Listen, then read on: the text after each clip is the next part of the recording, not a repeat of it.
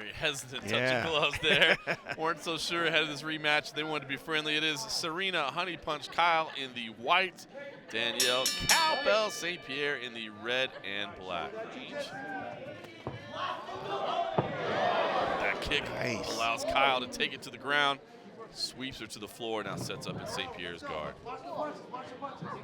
St. Pierre we think of as a jiu-jitsu stylist, so not entirely uncomfortable on her back, but a beautiful, hooks the heel there and moves straight up into mount. Beautiful sweep. Gets her leg caught there. Now it's St. Pierre with a beautiful trip to the floor. Top position for St. Pierre, working from an opponent's closed guard. Passes the legs there with ease. Out to side control. Steps over to mount. Beautiful little advance there. You're trying to work from range when you can. Look at the beautiful hip toss. Perfect. Ronda Rousey-esque and slamming her to the floor and then stepping into mount. How fun was that? Once again, Serina Honey Punch Kyle in trouble here. Shots from the top. Punching away her. Kyle is defending herself very well, but she's not taking a lot of damage. She's covering up well, but that doesn't look good to the referee or judges when it's a non-stop just bashing shots from your opponent from mount. So tiring to have your opponent just sit on your chest.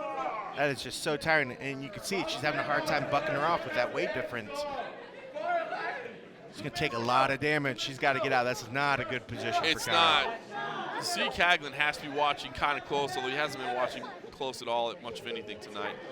Because these are a lot of shots, to be honest with you. I mean, intelligent defense is not necessarily just covering your face and holding on. Yes, you're doing a good job of not taking a lot of damage, but I got to think this is, I was going to say. 1 minute and 21 seconds into round number 2. Here is your winner by technical knockout, representing the black team, Danielle Cowbell St. Pierre. Great win by St. Pierre. Now 1-1 in their series. Maybe we'll see a trilogy down the road. I hope so.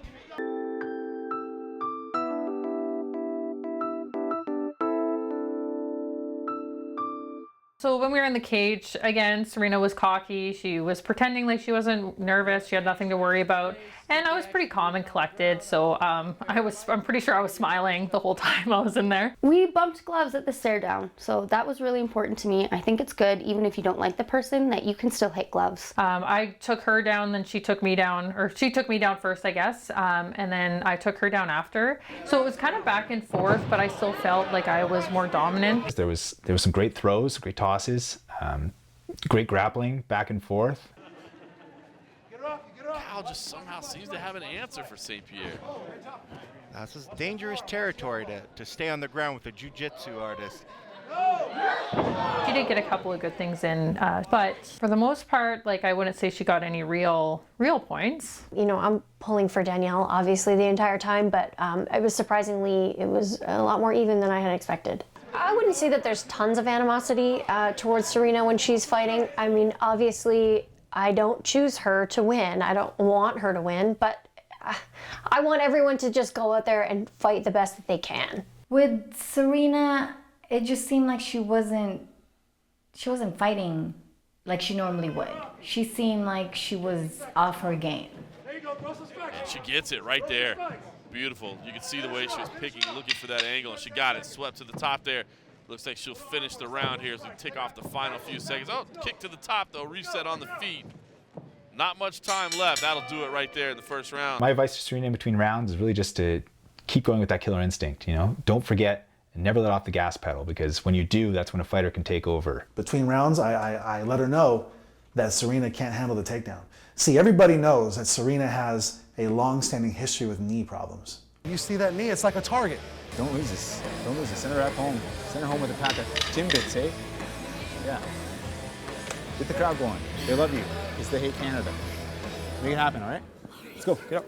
I tried to get her in any hold I could think of, but I couldn't keep it. She tried to clinch with me. Thankfully for me, I did some judo training, so I ended up getting a judo throw on her and taking her down. Look at the beautiful hip toss. Perfect. Ronda Rousey-esque and slamming her to the floor and then stepping into mount. Danielle came in and a lot more of the first round happened again. There was a takedown. They both went to the ground. And while down there, Danielle got full mount. She's raining those punches down, ground and pound, ground and pound, ground and pound. Serina honey punch Kyle in trouble here. Shots from the top. She really went to town on her, and I was happy to see it.